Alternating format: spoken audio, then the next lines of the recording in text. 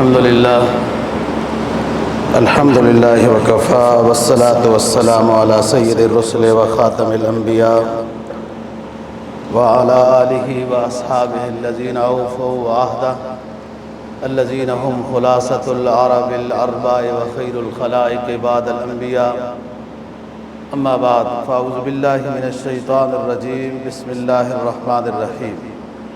والعصر إن الإنسان لفي خسر إلا الذين آمنوا وعملوا الصالحات وتواصوا بالحق وتواصوا بالصبر.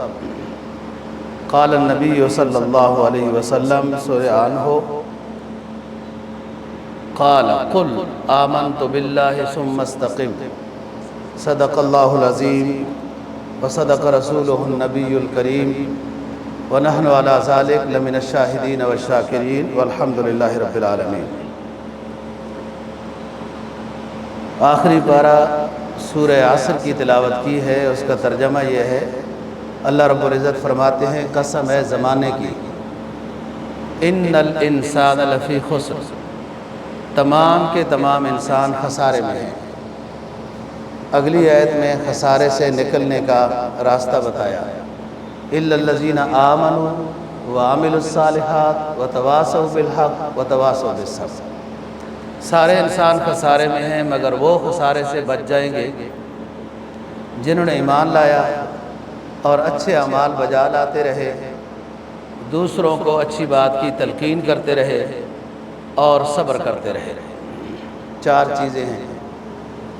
ایک صحابی نے نبی پاک صلی اللہ علیہ وسلم سے وصیت پوچھی کہ کوئی ہمیں خاص وصیت فرما دیں، تو آپ نے فرمایا قل آمنت باللہ ثم استقم، ایمان لے آؤ اور پھر ایمان کی ہدایات پر استقامت کے ساتھ عمل کرو. جو بھی ہدایات ہے اسلام کی ان کے اوپر استقامت کے ساتھ عمل کرو. مختصر سی بات کرنی ہے اور مختصر سا سبق جو ہے نا وہ یاد رکھنا رہنا بھی آسان ہوتا ہے. پہلی بات تو یہ ہے کہ والعصر میں اللہ رب العزت نے زمانے کی قسم کھائی اور زمانہ سارا کچھ ہے. اور بعض احادیث میں یہ آتا ہے کہ لوگ زمانے کے بارے میں کہتے ہیں کہ زمانہ بڑا برا ہو گیا، زمانہ بڑا برا ہو گیا. جیسے آپ لوگ بھی سنتے ہیں، یہ اغلاط العوام والخواص ہے. یہ کہنا زمانہ بڑا برا ہو گیا یہ ایسی غلطی ہے جو جاہل بھی کرتے ہیں پڑھے لکھے بھی کرتے ہیں. زمانہ اللہ رب العزت کا نام ہے. ما فی الزمانہ جو ہے وہ برا ہوتا ہے، برتن برا نہیں ہوتا. ما فی الظرف جو ہوتا ہے وہ برا ہونے کی وجہ سے برتن کو بھی توڑ دیا جاتا ہے. تو بات یہ ہے انسان برا نہیں ہے، ما فی الظرف جو اس کے اندر ہے وہ اچھا ہے تو انسان اچھا ہے، اس کے اندر گند ہے تو یہ پورا ہی پھر انسان اس کو برا کہا جاتا ہے. اس طرح نہیں کہنا چاہیے کہ زمانہ برا ہے. زمانہ برا نہیں، ہم رہنے والے زمانے کے اندر جو ہے نا ہم برے ہو گئے ہیں. تو اللہ کی طرف سے پھر اسی کے مطابق نظام ہوتا ہے جیسا انسان ہوتا ہے. تو والعصر اللہ رب العزت نے گویا کہ اپنی ذات کی قسم کھائی، زمانے کی قسم.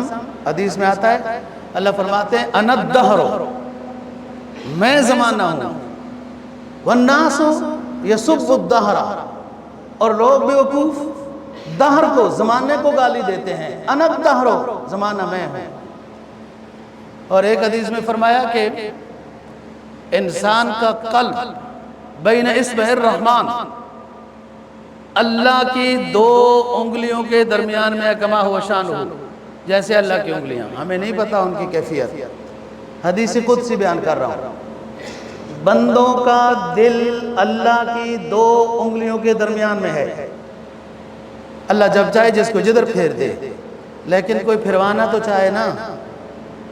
کوئی اپنے لیے ہدایت مانگے، ہدایت والے کام کرے، اچھے کام کرے تو اللہ اس کو اچھائی کی طرف لگا دے گا. یہی تقدیر ہوتی ہے جو آپ کے اختیار میں ہے. تو پہلی بات ہے قسم ہے زمانے کی. اور اس پر علامہ راضی جیسے مفسر قرآن نے تو بہت بڑی بڑی باتیں کی ہیں. ہم آگے چلتے ہیں. ان الانسان لفی خسر، یہ ان خود تاکید پر دلالت کرتا ہے، یعنی جس طرح بات میں پختگی پیدا کرنی ہو نا جی، تو عربی زبان میں اس کو ان سے تعبیر کرتے ہیں، اور جملہ اسمیہ خود جو ہے وہ ایک استمرار اور استحکام پر دلالت کرتا ہے۔ یہ جملہ اسمیہ ہے، یعنی تاکیدی بات ہے کہ انسان خسارے میں ہے خسارے میں۔ اب یہ خسارے سے بچ کیسے سکتا ہے؟ اِلَّا الَّذِينَ آمَنُوا وَعَمِلُوا الصَّالِحَاتِ وَتَوَاصَوْا بِالْحَقِّ وَتَوَاصَوْا بِالصَّبْرِ۔ پہلی بات تو یہ ہے کہ صحیح ایمان لے آئے۔ صحیح ایمان کیا ہے؟ آمنت باللہ وملائکتہ وکتبہ ورسلہ۔ صحیح ایمان کیا ہے؟ آمنت باللہ کما ہوا بصفاتہ، جن جن چیزوں پر اللہ نے ایمان کا حکم دیا اس پر ہمارا ایمان ہے،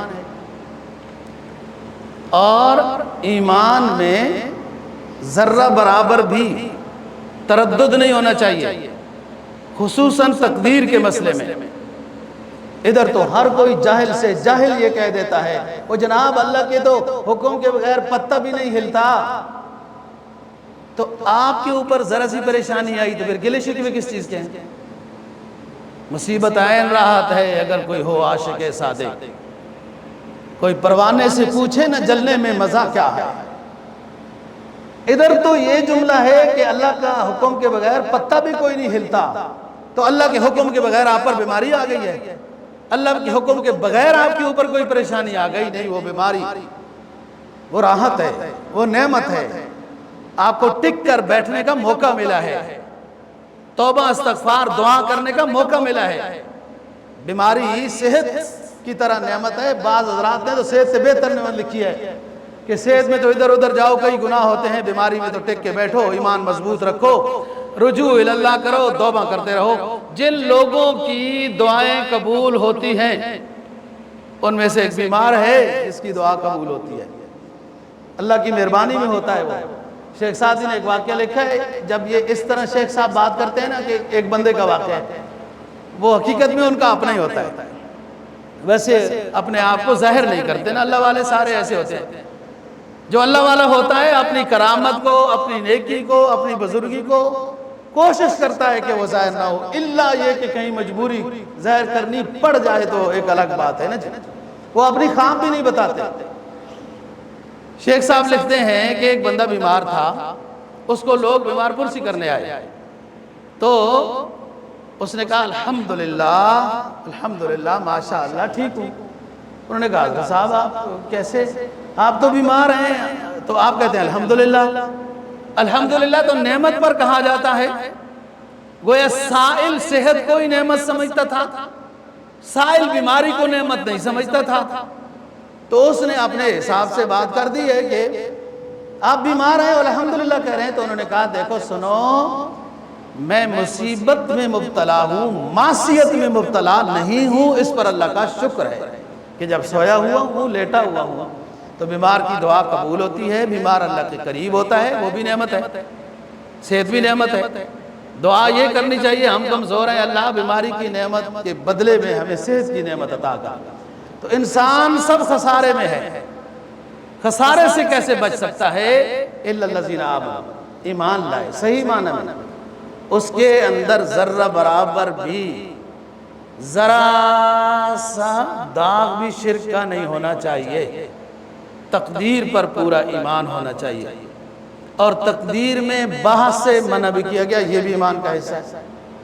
ہم جناب اپنے دفتر کو نہیں سمجھ سکتے، اپنے وجود کو آج تک نہیں سمجھا، اپنے بیوی بچوں کو نہیں سمجھے، تقدیر خدا کا کام ہے، وہ کیسے سمجھ سکتے ہیں؟ خواہ مخواہ اس کے اندر بحث کر کے اپنے ایمان کو خراب کرنا ہے۔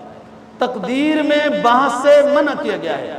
تقدیر کیا ہے؟ انما طائرہ فی عنقی، تقدیر آپ کی گردن کے ساتھ ہے۔ اچھے اعمال کرو، اچھے اعمال کرو، عمل نامہ دائیں ہاتھ میں ملے گا، یہی آپ کی تقدیر ہے۔ برے اعمال کرو، عمل نامہ بائیں ہاتھ میں ملے گا، تقدیر آپ کے قبضے میں ہے، جو آپ کے ذمہ کام ہے اس طرف توجہ دیں۔ جو اللہ کے نظام ہے وہ اس کا اپنا نظام ہے، ہم اس طرف تو بڑے بحث و مباحثہ اور قیل و قال میں لگے ہوئے ہیں، جو ہمارے ذمہ کام ہے اس میں کام کریں۔ اِلَّا الَّذِينَ آمَنُوا، ایمان صحیح ہو اس میں تردد نہ ہو. ذرا سی کوئی بیماری آئی، قرآن کیا کہتا ہے؟ کچھ لوگ اللہ کو چیک کرتے ہیں. نیکی کی 2-4 دن نمازیں لگائیں، کوئی سے روزہ میں روزہ بھی لگا دیا، چیک کر رہے ہیں کہ وہ فلانی دعا قبول ہوتی ہے نہیں ہوتی، اور نہیں ہوئی نا، پھر کہتے ہیں چھوڑو جی اس میں کیا ہے. فرمایا مَن یعبد اللہ علی حرف فإن أصابته خیر اطمأن بہ. کوئی اللہ کو چیک کرتے ہیں یوں، نیکیاں بجا لانے لگے، بھلائی مل گئی، ایمان پہ مطمئن ہو گئے. اور اگر اس کے برعکس ہوا تو عبادت چھوڑ دی. کئی لوگ جو آپ نے دیکھے چند دن تو بڑی پابندی سے جناب نماز روزہ ہو رہا ہے، ایک تسبیح موٹے دانوں والی لیتے ہیں. یہ آپ کو پتہ ہے موٹے دانے والی تسبیح کیوں ہوتی ہے؟ یہ ٹور ہے نا، ٹور. دور کے کیمرہ بھی دیکھے نا، تسبیح کوئی پھر رہی ہے. ہاں، تسبیح اللہ والوں کی کیا ہوتی ہے؟ وہ تو ہر وقت ان کا قلب جاری رہتا ہے. یہ ٹور والی تسبیح نہیں ہونی چاہیے. چند دن ٹور والی تسبیح بھی ہو گئی ہے جی، نماز با جماعت بھی ہو گئی اور چند دن کے بعد چھوڑ دیا، ایسا ایمان نہیں. حدیث میں کیا فرمایا؟ الایمان آمنت باللہ ثم استقم، پھر جو ہو جائے سو ہو جائے. دیکھو نا، ایمان لایا حضرات صحابہ رضی اللہ عنہ مکہ کی زندگی میں. کسی کو انگاروں پہ لٹایا، کسی کے اوپر پڑیاں رکھی، کسی کو کیا کیا، کسی کو کیا کیا. انہوں نے کہا ستمگر تو اس سے امید کرم ہوگی جسے ہوگی، کرو جو کر سکتے ہو کرو. ستمگر غالباً اقبال ہے، ستمگر تجھ سے امید کرم ہوگی جسے ہوگی. ہمیں تو دیکھنا یہ ہے کہ تو ظالم کہاں تک ہے. ہم نے جس ہستی پہ ایمان لایا وہی ہمارا پرسان حال ہے. کتنا بڑے ظلم ہوئے، قتل ہو، شہید ہوئے، ایمان سے کفر ان کو نہیں پھرا سکا، اور ہمیں تو ایمان سے 10 روپے پھرا دیتا ہے. کاروبار میں اتنا پیارا جھوٹ بول دیتے ہیں. حدیث میں آتا ہے مومن سے ہر غلطی ہو سکتی ہے، جھوٹ نہیں بول سکتا. ایمان اور جھوٹ جمع نہیں ہو سکتا، یہ حدیث ہے. ہم تو دفتر میں چھٹی لیٹ ہو گئے نا جی، اور ویسے ہی لیٹ ہو گئے، گپ شپ لگاتے رہے، چائے پیتے رہے. دفتر کے اندر کنٹین ہوتی ہے نا جی، اس میں لوگوں کو چائے مزہ نہیں دیتی. دور جا کے چائے پیتے، ٹائم ضائع کرتے ہیں، اور واپس آئے تو افسر پوچھ بھی لے گھر والوں کی طبیعت خراب ہے. بھائی تیرے گھر والے ہیں جو اندر باہر ہی تیرے اوپر سوار ہیں. یہ جھوٹ ہو گیا. یہی معنی ہے آپ کا. آپ نے تھوڑے سے 10-20 روپے یا چھوٹے تھوڑے سے افسر کے سامنے اپنا ایمان بیچ ڈالا. آپ کے اسلاف تو وہ ہیں جن کے اوپر پتھر رکھے گئے، اللہ اکبر کے نعرہ لگاتے رہے. جو آپ کے اسلاف ہیں انگاروں پہ ان کے لٹایا گیا، انگارے خود بجھ گئے، وہ اللہ اکبر کی صدا بلند کرتے رہے. اور آپ کا ایمان اتنا کمزور ہے. ادھر دیکھو نا، لوگوں کو کہو نماز پڑھو، تسبیحات کرو، جھوٹ نہ بولو، رشوت نہ کرو. کوئی فائدہ نہیں ہے رشوتیں لے کے بڑی بڑی کوٹھیاں بنانے کا، نصیب میں کوئی بھی نہیں ہوتی. ہاں، جتنے بڑے، جتنا لوٹا جتنا لوٹا لوٹا لوٹا اتنا لوٹا کہ خود رہنا بھی نصیب نہیں ہوا، ایک کمرے میں بند ہوتے رہ گئے. کیا فائدہ ہوا؟ جس اولاد کو لوٹا ہوا مال کھلاؤ گے وہ آپ دنیا میں اپنے لیے عذاب پیدا کر رہے ہیں. وہ بے ادب ہوگی، نافرمان ہوگی. اللہ کی رضا کی خاطر چلو. غربت بھی ہوئی تو آپ خوش رہیں گے. دیکھو لوگوں کو جب کہا جائے نا صحیح ہو جاؤ، نیک بن جاؤ، جھوٹ چھوڑو، رشوت چھوڑو، دھوکے چھوڑو، فراڈ چھوڑو، وہ کہتی توفیق دے گا، اللہ توفیق دے گا. ایمان بنا رہے ہیں، ایسا نہیں بنتا ایمان. ادھر آؤ. وہ جناب مقابلہ ہوا، قصہ مشہور ہے، آپ سنے ہوئے. ہزاروں کی تعداد میں موسیٰ علیہ السلام کے مقابلے میں جادوگر آ گئے نا جی. وہ ہار گئے، اللہ کا کلیم جیت گیا. جو ہار گئے وہ جادوگر سمجھتے تھے کہ ہم جادوگر تھے، حقیقت یہاں کوئی اور ہے. سجدے میں پڑ گئے. وہ نعرہ لگا دیا برب موسیٰ و ہارون، آمنت برب موسیٰ و ہارون. ہم نے موسیٰ اور ہارون کے رب پر ایمان لایا. انہوں نے نا موسیٰ اور ہارون علیہ السلام کا نام اس لیے لیا کہ فرعون اپنے آپ کو انا ربکم الاعلیٰ کہتا تھا. انا ربکم الاعلیٰ کہتا تھا. جی حضرت تشریف رکھیں. جی ٹائم آج چھٹی کا دن ہے نا، تھوڑا سا سبق سمجھا کے جائیں گے. جی آپ کی مرضی ہے. جی ٹائم ہمیں بھی پتہ ہے، گھڑی میرے سامنے لگی ہوئی ہے. بس آج ہماری مرضی ہے، کبھی ہماری مرضی بھی چلتی ہے، کبھی آپ کی چلتی ہے، آپ لوگ بھی لیٹ آتے ہیں، کبھی آپ لوگ بھی لیٹ آتے ہیں، آپ کی چلتی ہے۔ آج ذرا سبق تھوڑا سا 1-2 منٹ تشریف رکھیں، ہو جائے گا، آپ کو ثواب مل گیا کھڑے ہونے کا۔